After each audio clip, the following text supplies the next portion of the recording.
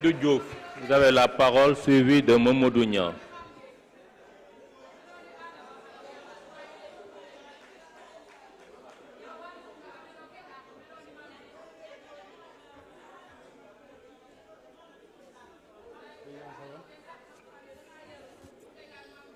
Je vous remercie, Monsieur le Président, Monsieur le ministre garde des Sceaux, ministre de la Justice, Monsieur le ministre en charge des relations avec les institutions, chers collègues. Monsieur le ministre garde des Sceaux, tout dans votre parcours reflète les valeurs et principes qui structurent la déontologie du magistrat.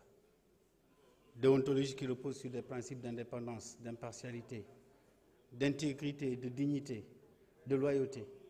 Et vous en avez fait montre à tous les niveaux de responsabilité que vous avez assumés.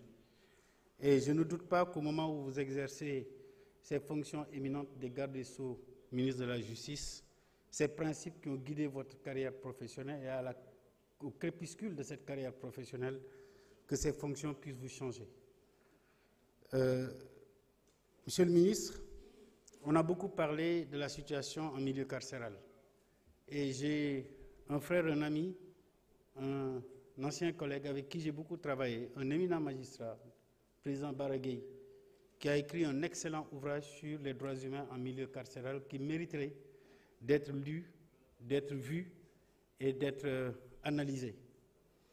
Aujourd'hui, en milieu carcéral, nous avons des dilemmes importants parce que dans notre tradition, pendant longtemps, ceux qui dirigeaient pensaient ne pas devoir construire de prison parce qu'on disait prison koko tabaria tindekodougou. Mais aujourd'hui, la vérité est que l'existence des droits, leur mise en œuvre, ne peut se faire sans des infrastructures aux normes. Le Sénégal n'a pas beaucoup construit de prisons aux normes. Heureusement, avec le président Macky Sall, nous avons connu la construction de la prison de Sébikotane. Je pense qu'il nous faut continuer un peu dans cette trajectoire. Je voudrais me satisfaire également pour la première fois de la nomination d'un inspecteur de l'administration pénitentiaire à la tête de la direction générale de l'administration pénitentiaire. Nous lui offrons nos vœux de succès. Monsieur le ministre, il y a un problème que nous avons aussi qui touche un peu ces questions de droits humains. C'est un peu dans un contexte de surpopulation carcérale, de quasi-systématisation des mandats de dépôt. Aujourd'hui, nous devons repenser la mission du juge d'application des peines. Aujourd'hui, ce juge d'application des peines semble être simplement une courroie de transmission au comité d'aménagement des peines. Et je pense que lui conférer des pouvoirs juridictionnels capables de lui permettre de dire le droit de libérer ou de maintenir nous paraît extrêmement important. Je voudrais, pour terminer, Madame la Présidente de la future Commission nationale, parce que le comité existe toujours, vous offrir mes vœux de succès. Et je pense qu'une de mes collègues, Annie, l'a dit tout à l'heure, le véritable enjeu que moi je perçois dans la mise en place de cette commission nationale et les réformes qui sont en train d'être mises en œuvre, c'est que la problématique des droits humains ne doit pas être également simplement portée par des organisations de la société civile qui très souvent prennent les décisions en fonction des agendas portés par ceux qui les financent. En mettant en place une commission nationale d'application des droits de l'homme, avec des moyens budgétaires de l'État, nous garantissons l'indépendance par rapport à la thématique des droits humains.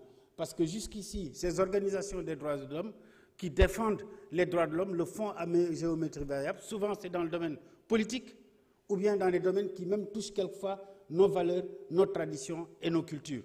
Et je pense qu'avoir une plus grande autonomie, être érigé en autorité administrative indépendante, avec une autonomie budgétaire, une autonomie administrative, devrait permettre à cette commission de faire des pas extrêmement importants. Je n'en doute pas. Quant à maintenant, j'apprends ce matin que je suis témoin dans une plainte qui a été déposée par 2 collègues relativement à l'usage de faux sur le règlement intérieur. Bon, j'attends de voir quelle est la juridiction qui va demain pouvoir se prononcer sur le règlement intérieur de l'Assemblée nationale quand on sait que l'Assemblée est maîtresse de son règlement intérieur et que ceux qui le disent et qui l'ont dénoncé d'ailleurs, et je le dis ici, notre collègue Mamadou Lamine Diallo, principalement, est un mauvais exemple d'un député.